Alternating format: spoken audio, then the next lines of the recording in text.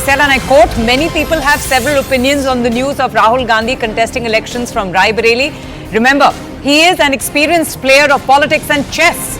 The party leadership takes its decisions after much discussion and as part of a larger strategy.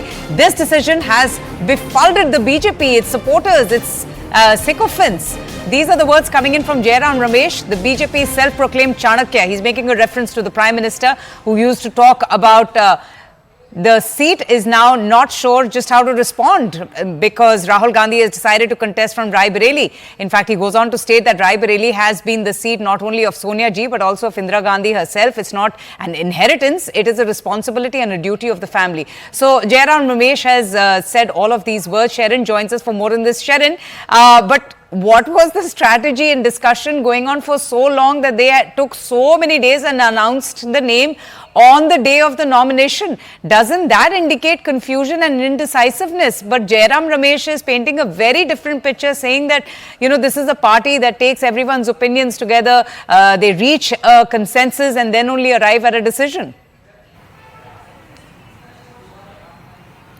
Well, Avantika, this doesn't come as a surprise because we have seen time and again that every decision, if it backfires, we have seen how senior leaders of the Congress party always comes in defense of the Gandhi family, especially Rahul Gandhi. And it seems this is another just attempt by Jairam Ramesh. And in fact, this has come as an explanation as to why Rahul Gandhi chose Raebareli and not Amethi. Now, this is a long tweet, but what is something interesting to note here is that he has in fact said that how Priyanka Gandhi ji is campaigning vigorously and is alone shutting up Narendra Modi by answering his every lie with the truth. That is why it was necessary that she should not be limited to her constituency only. Priyanka ji will reach the house by contesting any by-election. Is it that Jairam Ramesh is hinting, like I said earlier, that if Rahul Gandhi wins Raebareli, if he leaves Raebareli, there will be a bypoll. Then will it be Priyanka Gandhi who will be contesting from there?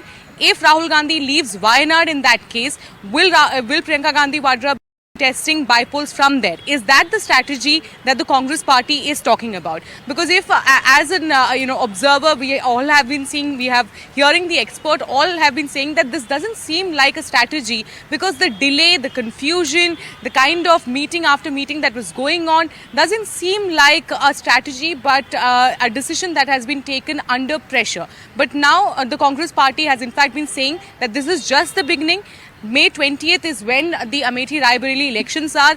There are still phase 3, 4, 5, 6 and 7 that are left. There is much enough time for them to pick up the campaign, to turn around things for themselves in their favor. So he's calling Rahul Gandhi as a chess player, someone who has strategy in his mind. So we have, of course, we have to see whether it's actually a strategy by the Congress party as being claimed by Jairam Ramesh, because right now it looks like a decision that has been taken under pressure. But also what is interesting in the entire tweet is whether Jairam Ramesh is actually hinting that Priyanka Gandhi Vadra will be contesting the bypolls when Rahul Gandhi will be leaving either Wayanad or Raebareli. Whenever that is decided, will that spot be taken up by Priyanka Gandhi Vadra at that point of time? All right, Sharon, just stay on with me. A lot of political reactions coming in. We just heard what Jairam Ramesh had to say, but let's play out the other, reactions coming in from various political parties on this big news.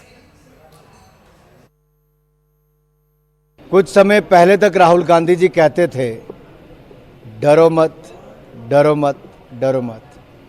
अब डर डर कर कभी अमेठी से वायनाड, कभी वायनाड से रायबरेली, ये दिखाता है कि हार का डर कहां कहां लेकर जा रहा है।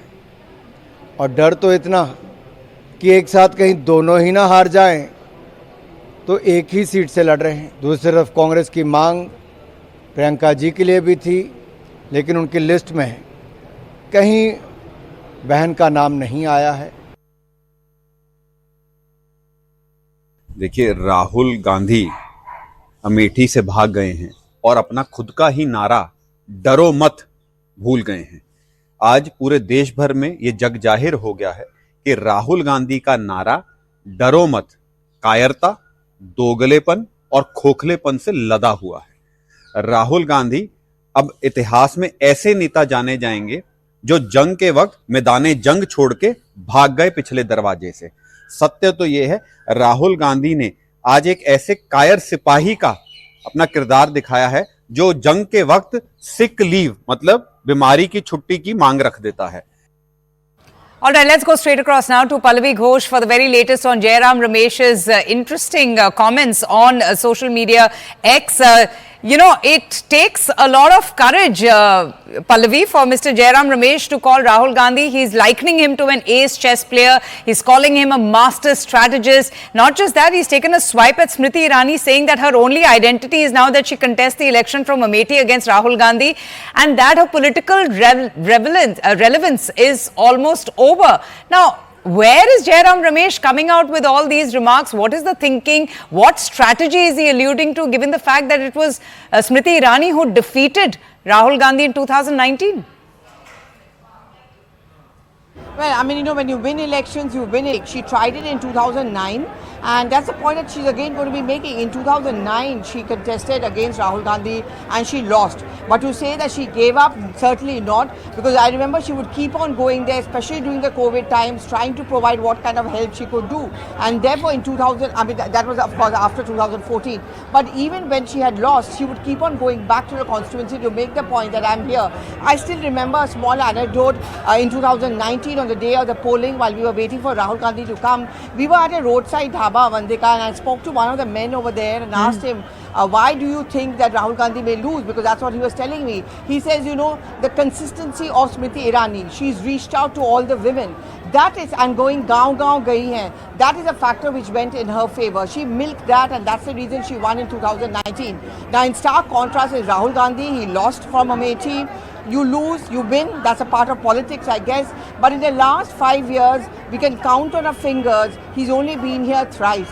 This is something which the BJP and Smriti Irani have whipped up to make the point that, look, he is someone who has run away. Amethi doesn't really matter to him, because if it was a home, then he would have kept on coming here. So this time round, no matter what Jairam Ramesh may say, while many think that it is almost certain that Smriti Irani is going to win again, the fact that Rahul Gandhi is not contesting again from this area on the backdrop of their loss, and no matter what explanation may they give, that explanation may not cut ice.